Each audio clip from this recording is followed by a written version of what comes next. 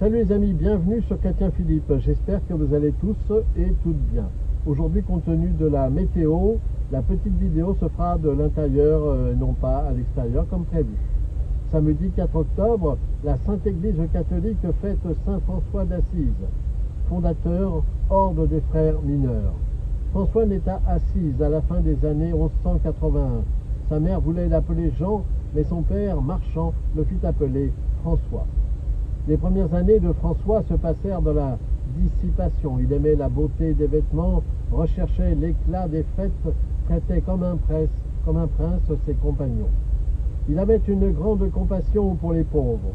Ayant refusé un jour l'aumône à un malheureux, il s'en repentit aussitôt et jura de ne plus refuser à quiconque lui demanderait au nom de Dieu. François finit par comprendre la volonté de Dieu sur lui. Si quelqu'un veut venir à ma suite, qu'il renonce à lui-même, qu'il prenne sa croix chaque jour et qu'il me suive. Luc chapitre 9, verset 23. François se dépouilla de tous ses vêtements de luxe, ne gardant que le cilice. Dès lors, il commença une vie tout aussi angélique qu'apostolique. À sa parole, des foules se convertirent, des disciples affluèrent sous sa conduite. Il fonda un ordre religieux qui porte son nom, et un ordre religieux qui porte le nom de Sainte Claire, la digne imitatrice de François. En 1224, dans l'ermitage de la Verna, François vit le crucifix sous la forme d'un séraphin et reçut les stigmates. François est aussi le patron des écologistes, ayant créé de son vivant le Cantique des créatures.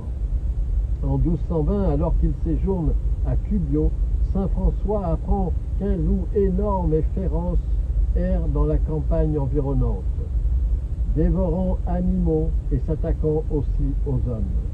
Saint François décide de partir à la rencontre du monstre. Celui-ci s'apprête à bondir, la gueule béante, mais l'homme de Dieu fit un signe de croix. « Viens ici, frère loup. Je t'ordonne au nom de Jésus-Christ de ne faire aucun mal, ni à moi, ni à personne. » Le loup obtempère et s'allonge aux pieds du saint. La mort de François, son transitus, advint le soir du 3 octobre 1226 à la Portioncule. Après avoir béni ses fils spirituels, il mourut étendu sur terre, nu. 2 années plus tard, le pape Grégoire IX l'inscrivit dans l'album des saints. Peu de temps après, une grande basilique fut élevée en son honneur. De nombreux pèlerins viennent encore aujourd'hui en pèlerinage vénérer la tombe du saint. Je vous laisse avec cette citation de saint François d'Assise. Souvenez-vous que lorsque vous quitterez ce monde, vous n'emporterez rien de ce que vous aurez reçu, mais uniquement ce que vous aurez donné. Alors saint François d'Assise, priez pour nous. Voilà, j'espère que ces quelques instants passés en compagnie de saint François d'Assise vous ont été profitables. N'hésitez pas à vous abonner, à partager cette vidéo. Vous pouvez désormais nous rejoindre sur notre page Facebook intitulée Chrétien Philippe.